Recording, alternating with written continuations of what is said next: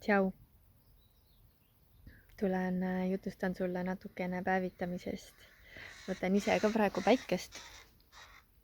Ja kuidas sina päevitad?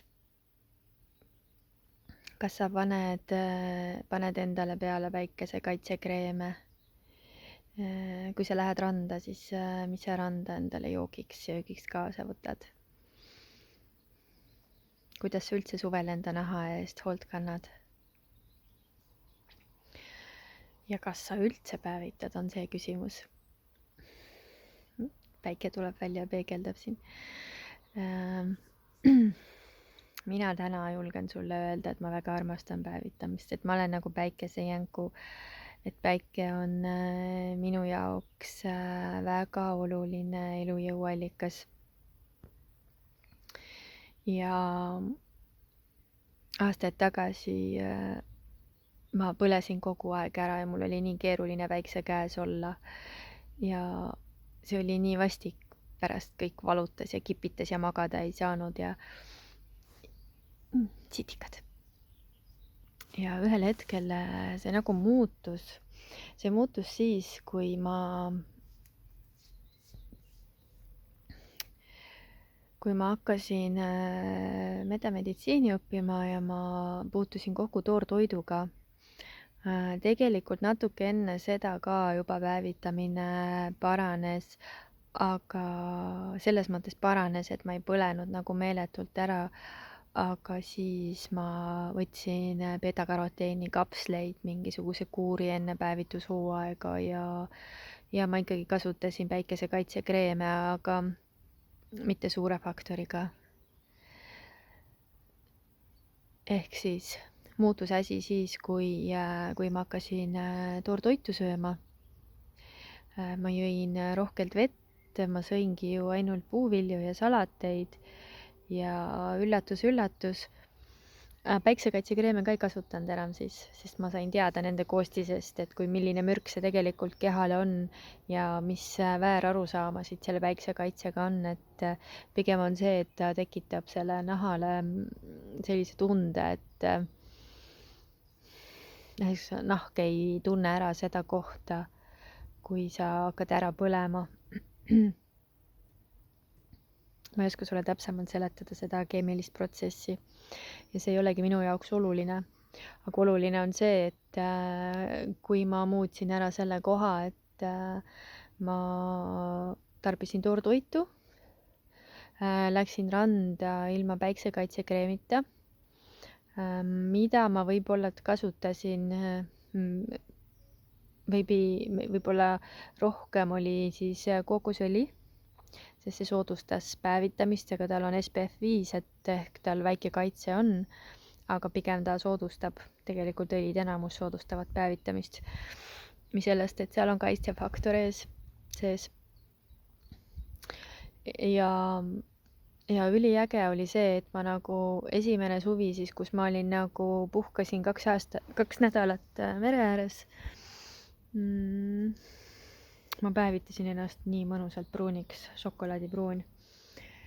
Ja kui vaadati minu vereproove nagu talvisel perioodil, siis ma D-vitamiini juurde ei võtnud, aga mu näidud olid väga kõrged. Et minu elu siis tegelikult muutus siis, kui ma hakkasin rohkem puuvilju sööma ja rohkem päikest nautima.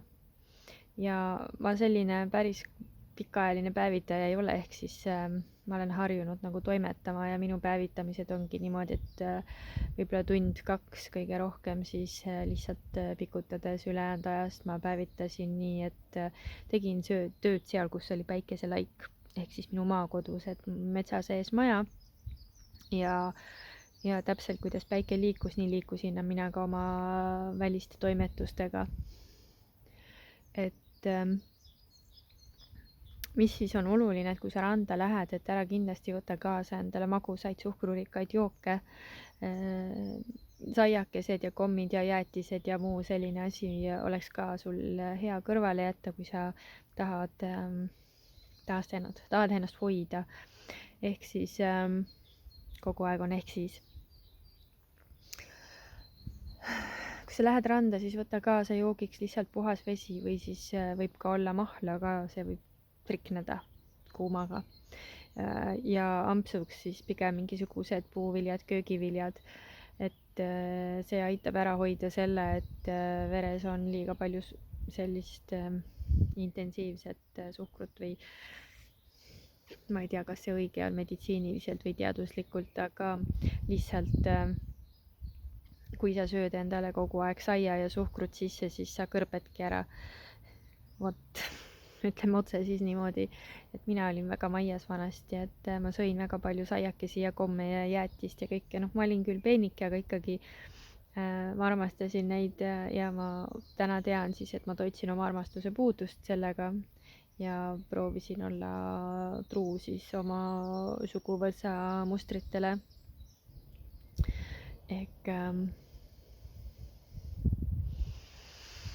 Ehk siis, et ülioluline on ja keha jaoks on see täiesti võimas kogemus tegelikult, kui sa toidad oma keha hea ja paremaga, kõige värskega. Ja minule toortoit väga-väga sobis, eriti lemmik oli suvel siis arbuus, mida ma sõin poole arbuusi kaupa toidukorraks. Jõin päris palju vett, jõin teed, smuutisid, rohelisi salateid ja minu puhul oli see, et ma alguses ikkagi läksin ju detoksisse, kui ma hakkasin toortoitu sööma ja et kehale natuke toetust juurde anda, siis ma sõin küll toorest kala, aga ehk siis soolalõhe panin juurde salatitesse, kui ma tegin. Aga see oli mingi periood, mitte kogu aeg. Ma arvan, et sellest saadik, kui ma esimest korda hakkasin sööma, ehk siis tuli selline sügav otsus, et kõik ma tahan toortoitu süüa, et siis tahan selle ära katsetada, et kuu aega, siis sellest saadik on minu elus on tegelikult toores toit väga suurel kohal olnud, et suvel on tihti 80 kuni 100% minu igapäevane toit toores ja värske, talvel kõigub seal 50-80% vahel. Et kui ma lihtsalt söön sellist küpsetatud toitu ja rasket toitu, siis kehas annab see ka tunda. Aga just jah, päikese juurde veel tagasi minnes, siis päevitada tuleb nii, et sa tunned, et nahk hakkab kergelt nagu kuumama, tuikama. Tuikama ei ole õige sõna, et pigem on selline, et sa tunned nagu kerget õhetustunnet nahal, et siis on aeg asjad kokku pakkida ja minna ära varju. Ära põletada kindlasti ennast ei tohi, sest kui sa ennast kogu aeg põletad, siis see võibki tekitada nahaprobleeme. Et oluline on saada see piisav kogus päikest, et kehale nagu pai teha. Ja kui sa väga kardad, siis on ju vaarikaseemneõli on näiteks see, mis aitab natukene kaitsta. Mina see aasta katsetan porgandiõliga ka. Ja mul on tegelikult, ma ostan ühe härra käest, kes Marokost toob Maroko päevitusõli, mis on ka nagu hästi hea, et seal on ka erinevad õlid koos, ökopuhtus on seal, et ja kas on veel midagi, mis tahaks siia eetrisse tulla? Nendest porgandi ehk beta-karoteeni kapslitest, et eks sa pead teadma siis lugema, et mingisugust muud sodi seal juures ei oleks, et need on keha toetavad küll, jah, kui sa ei ole päikesega harjunud. Aga mina soovitan nagu katsetada lihtsalt alguses 15 minutit, 20 minutit, võib-olla tund, sõltub sellest, kui hell sinu nahk on. Et aga kui sa ei katseta, siis ei saagi teada. Et mis siis veel siia ruumi tahab tulla? Päikeseprillidest ka võib-olla nii palju, et päikeseprillid ongi pigem aksesuaarid tegelikult, et neid kanda on veidike trikikas, et kui sa oled päikse käes nendega, siis silmade kaudu läheb informatsioon kehasse, et ei ole nagu palju päikest, et on vilu ja sealt võib ka tekkida siis põlemine. Ja oluline on sul teada, et tegelikult silmade kaudu imendub D-vitamiin kõige paremini kehasse. Rääkigu need arstid, mida tahavad, et päevitamine on ohtlik, siis mina ütlen sulle, et sa oled looduse inimene, me oleme kõik loodusest pärit. Kui loodusele ei paistaks päikest, siis ei kasvaks mitte midagi meil. Ehk sa oled osa loodusest ja seda lihtsalt on vaja sulle, sest see käib nagu sinna ühte patta kõik. Ja trendid on küll hästi valge nahk praegu ja oled varjus aga minu nahk on selline, et peale talve möödumist on nagu keha januneb selle päikese järgi, sest et minu nahk läheb talvega siin Eesti kliimas ära väga kuivaks ja siis on vaja päikest ja meresoola ja ma juba ootan, kuidas saaks sooja merevette minna.